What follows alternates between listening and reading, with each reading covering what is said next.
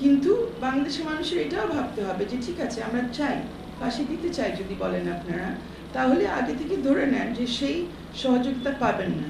যে আমার রাজনৈতিক প্রতিদ্বন্দ্বী বা ইভেন যে মানবতা বিরোধী অপরাধ করেছে, আমি যদি বলি যে তাকে আমি ঝুলাই দিব, এটা কিন্তু আগের আমলের ঘটনা। হ্যাঁ, আমার অনেক ক্ষোভ, আমার অনেক ক্রোধ, অনেক কিছু বোঝা যায় যে কেন এই ধরনের অনুভূতি থাকবে, কিন্তু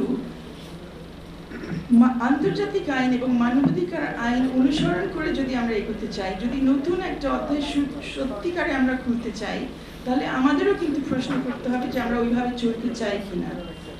মুক্তিযুদ্ধের সময় যে গণহত্যা হয়েছিল সেটার বিচার কিন্তু এই যে প্রায় 60 বছর হতে যাচ্ছে, এখন পর্যন্ত ঠিক মতো হয়নি আমরা বলতে পারি। পাকিস্তানি যারা জড়িত ছিল তাদেরকে কোনো আন্তর্জাতিক আদালতে, কোনো জাতি পর্যায়ের কোনো আদালতে, পাকিস্তানে তো না, ইন্ডিয়াতে না, বাংলাদেশে না, কোথাও না, কোনো কিছুই হয়নি, আমরা করতে পারিনি। কেন করতে পারিনি? সবাই অনেক কারণ আছে, কিন্তু একটা বড় কারণ আছে, আমরা আলটিমেটলি রাষ্ট্র হিসেবে রাজি হই নাই যে আমরা মানবাধিকার আইন অনুযায়ী, আন্তর্জাতিক আইন অনুযায়ী যেগুলো কেউ কোনো প্রশ্ন কোনোভাবে করতে পারবে না, সেই সব প্রক্রিয়া অনুসরণ করে আমরা বিচারটা করবো। রাজনা কিছুক্ষণ আগে সেই কথাগুলো বললেন। তাহলে আমরা কি একই জিনিস করব, আগের মতোই করব? আমরা হয়তো কিছুদিনের জন্য তৃপ্তি পাবো, সন্তুষ্ট হতে পারবো, কিন্তু এই ধরনের বিচার আমরা টিকাতে পারবো কিনা, নাকি আবার ইলেকট্রা রেফ্রিজারেটর, খাবার তাজা তো জীবন তাজা। ইলেকট্রা, ফ্রিজের রাজা। বছর পরে এসে দেখতে হবে, অন্য কেউ এসে বলবে যে এই 15 বছর যা যা হয়েছে সবই অন্যায় হয়েছে, তারা এখন এগুলো সবাই উল্টে দিবে। আমার মনে হচ্ছে আমাদের এই কঠিন কিছু বিষয়গুলি নিয়ে একটু ভাবতে হবে, এবং এখন এই সময় আপনারাই সেগুলো করতে পারবেন আমি আশা করছি, এবং করবেনও। শেষে একটু আসতে চাই যে এখন যে বিচার প্রক্রিয়াগুলোর মধ্যে দিয়ে আমরা যাচ্ছি, সেখানে আমাদের সামনে কি কি সম্ভাবনা এবং কি কি ধরনের প্রতিবন্ধকতা আছে।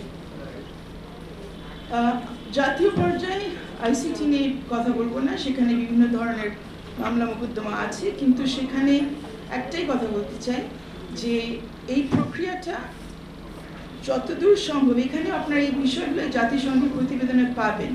তারা কিন্তু বলেছে তাদের যে 100 পৃষ্ঠার বেশি প্রতিবেদন, 500-র বেশি তাদের ফুটনোট আছে, রেফারেন্স দিয়েছে কার কার কাছ থেকে তারা সাক্ষ্য প্রমাণ নিয়েছে ইত্যাদি, সেখানে কারোর নাম তারা দেয়নি, সবগুলো কোডেড আছে। তারা বলেছে এই সব তথ্য যেগুলো তারা অনুসন্ধান করেছে, তারা সেগুলো আমাদের বিচার ব্যবস্থা, ইভেন আইসিটির কাছে তারা দিতে রাজি আছে, যদি সেই প্রক্রিয়াটা স্বচ্ছ হয় তাহলে তারা দিবে। এবং স্বচ্ছ কিভাবে হবে সেটা রাজনা কিছুটা বুঝিয়েছেন, যেখানে আন্তর্জাতিক আইনের সাথে সামঞ্জস্যপূর্ণ, এবং সেখানে এই বিশাল প্রশ্নটা চলে আসছে, মৃত্যুদণ্ডের ব্যবস্থা ওখানে থাকলে তারা কোঅপারেট করতে পারবে না। তাহলে আমাদের সামনে বড় প্রশ্ন, অ্যাগেন উইথ শ্রদ্ধা সহকারে আখতার হোসেনকে একটু ইঙ্গিত করে বলতে চাই, উনি বলছেন যে বাংলাদেশের মানুষ মৃত্যুদণ্ড চায় এই বিচারের জন্যে।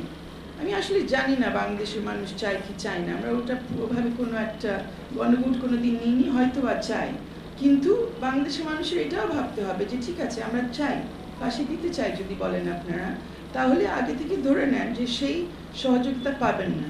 সেখানে যদি বলেন যে আমাদের দরকার নেই সহযোগিতা, আমরা আমাদের মতো করে ফেলবো, তাহলে একটু ভেবে দেখবেন যে সেইটাতে পরবর্তীতে কোনো সমস্যা হবে কিনা। আমি ব্যক্তিগতভাবে মৃত্যুদণ্ডের বিপক্ষে, এবং মনে করি না যে মৃত্যুদণ্ড চাওয়া উচিত কোনো কিছুর জন্যে, এবং আমার কাছে এটাও মনে হচ্ছে যে আমাদের এগুলো অন্তত এখন কথা বলার সুযোগ আছে, অ্যাটলিস্ট আমরা কথা বলি, অ্যাটলিস্ট এই আশাটা রাখতে পারি এই কথা বলার জন্য আপনারা এখন সবাই চড়াও হয়ে যাবেন না, আপনারা অন্তত বিপক্ষে যেটা বলতে চান সেটা আগে বলবেন, হয়তো চড়াও হবেন আশা করি না,